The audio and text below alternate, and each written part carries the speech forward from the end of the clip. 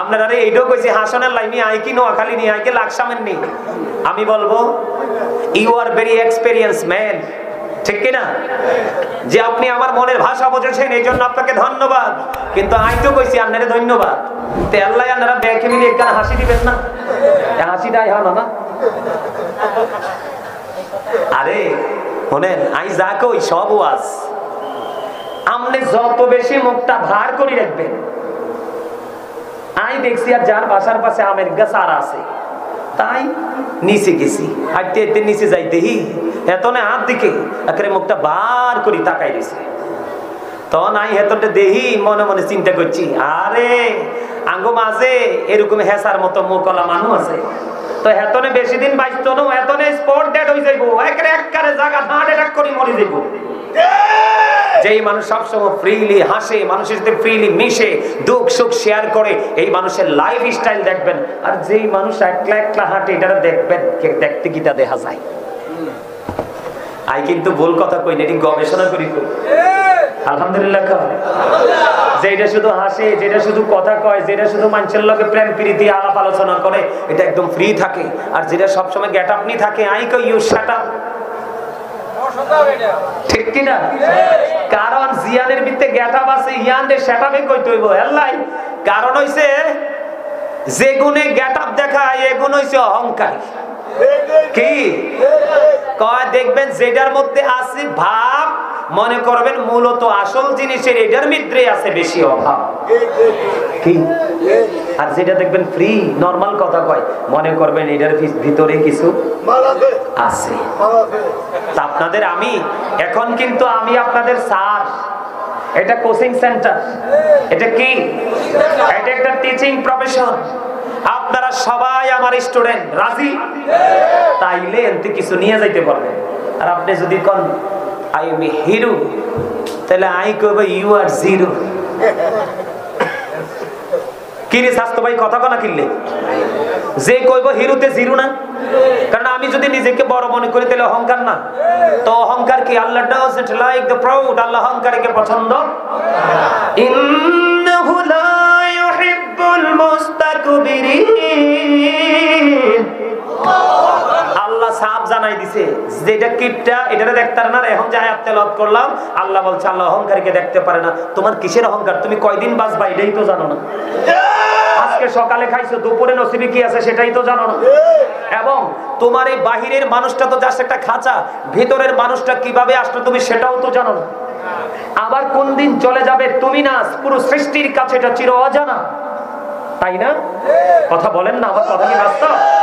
আমার আপনি কতদিন সুস্থ শরীরে হাঁটতে পারবেন সেটাও তো জানেন না।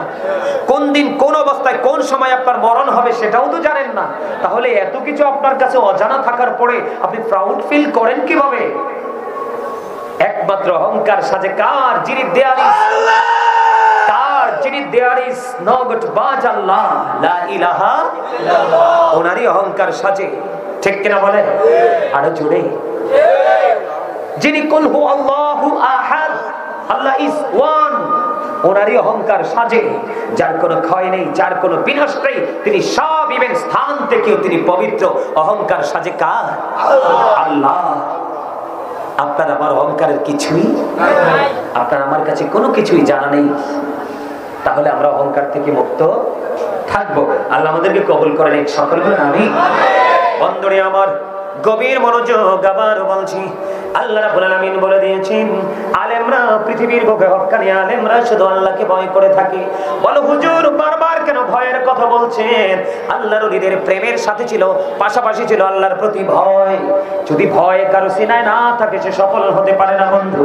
আল্লাহ রাব্বুল আলামিন পবিত্র কোরআনে বলেছেন আল্লাযীনা আমানু, যারা ঈমান এনেছে, ওয়া কানু ইয়াত্তাকুন, এবং তাকওয়া অবলম্বন করেছে।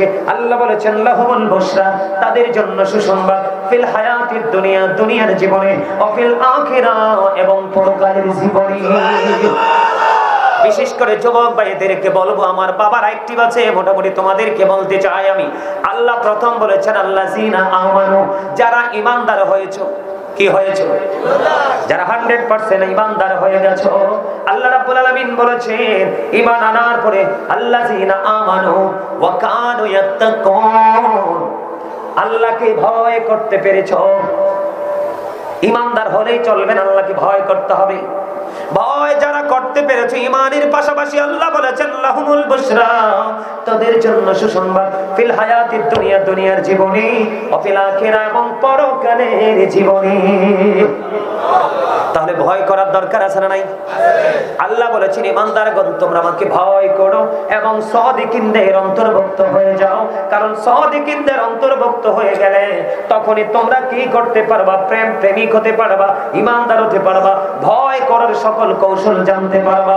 যখন ইমানদার হওয়ার পরে তোমার সিনায় ভয়টা ঢোকাতে পারবা গো, তখনই তুমি উভয় জাহানের জন্য নিয়ামত প্রাপ্ত বান্দা হয়ে যাবে।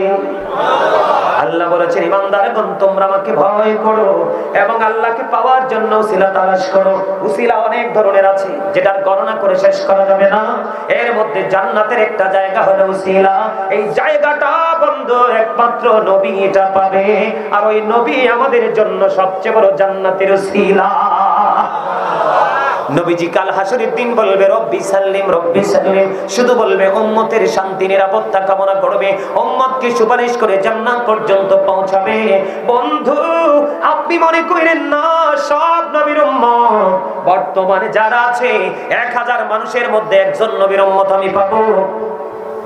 আপনারা আমরা যদিও সিস্টেম অনুযায়ী নবীর উম্মত দাবি করি, কিন্তু আদতে আমরা নবীর উম্মত হতে পারছি না। নবীর উম্মত হলো তারা যারা নবীকে শুরু থেকে শেষ পর্যন্ত হৃদয়ে ঢুকাইয়া নবীর আদর্শকে বাস্তব জীবনে বাস্তবায়ন করতে পেরেছে। আপনি ঘন্টায় ঘন্টায় মিছা কথা বলেন, সেকেন্ডে সেকেন্ডে মিছা কথা বলেন। আল্লাহ বলে ওয়া ইন্নাকা লাআলা খুলুকিন আযীম, ঠিক কিনা বলেন? আমার নবী শ্রেষ্ঠ ছিলেন, আমার নবী উত্তম চরিত্রের অধিকারী ছিলেন। যিনি মিথ্যা কথা বলে তিনি কি উত্তম চরিত্রের লোক? কথা বল না। যিনি ঘোষ খায়, যিনি সুদ খায়, যিনি বেনামাজি, যিনি বন্ধু মা বাবার কোলে যায় ব্যথা দেয়, মুখ দ্বারা হাত দ্বারা সমাজের সুখ কেড়ে নেয়, এদেরকে নবী কোনদিন উম্মত বলে স্বীকার করবে না। উম্মত কারা বুঝে বুঝে বন্ধু নির্মত দাবি করতে হবে। আমার কথায় একটু বিব্রত হয়ে গেছেন আপনারা না? এটাই তো বাস্তব। এটা কি? আহলে সুন্নাহ ওয়াল জামাত ইজ দ্য বেস্ট পার্টি। সুন্নি জামাত হলো শ্রেষ্ঠ দল। সুন্নি জামাত মানে আহলে সুন্নাত মানে কি? রাসূলকে যারা গ্রহণ করেছে। জোরে বলেন না সুবহানাল্লাহ। আরে জোরে। এই জন্য আপনাকে আল্লাহ বলেছেন অবতাগো ইলাইহি রাসূলা, ওসিলা তালাশ করো। আপনি তো নবীকে পাবেন না, নবীকে স্বপ্ন যোগে দেখার যোগ্যতা রাখেন না, কারণ ওঠা বসা খাওয়া চলাফেরা সব নবীর বিরুদ্ধে, ইসলামের বিরুদ্ধে। কথা বলেন না কেন? এখন আপনি হেদায়েত প্রাপ্ত হতে চান, নবী পর্যন্ত যেতে চান, আপনি নবী পর্যন্ত যেতে পারলেই আপনি আল্লাহ পেয়ে গেছেন। আমার বানানো কথা আল্লাহ বলেছেন মাইয়ুতি'ir রাসূলা ফাকাদ আতাল্লাহ। আল্লাহ বলেছেন হি হো ওবিস দা এবস্টিল ওবিস আল্লাহ। যে ব্যক্তি রাসূলের নির্দেশ মানলো সে যেন আল্লাহর নির্দেশ মানলো। আল্লাহ বলেছেন কুল ইন কুনতুম তুহিব্বুনাল্লাহা ফাত্তাবিউনি ইউহিব্বুকুমুল্লাহ ওয়া ইয়াগফির লাকুম যুনুবাকুম ওয়াল্লাহু গফুরুর রাহিম। আল্লাহ রাব্বুল আলামিন বলে দিয়েছেন সে বলুন ইফ ইউ ডু লাভ আল্লাহ, যদি তোমরা আল্লাহকে ভালোবেসে থাকো, ফলো মি মুহাম্মদ সাল্লাল্লাহু আলাইহি ওয়াসাল্লাম। জোরে জোরে বলেন না সুবহানাল্লাহ। মুহাম্মদ সাল্লাল্লাহু আলাইহি সাল্লামের অনুগত হয়ে যাও। লাভটা হবে কি? আল্লাহ উইল লাভ ইউ, আল্লাহ তোমাদেরকে ভালোবাসে, এন্ড ফরগিভ ইউর সিনস, জীবনের গুনাহগুলো ক্ষমা করে দিবেন। জোরে জোরে বলুন না সুবহানাল্লাহ।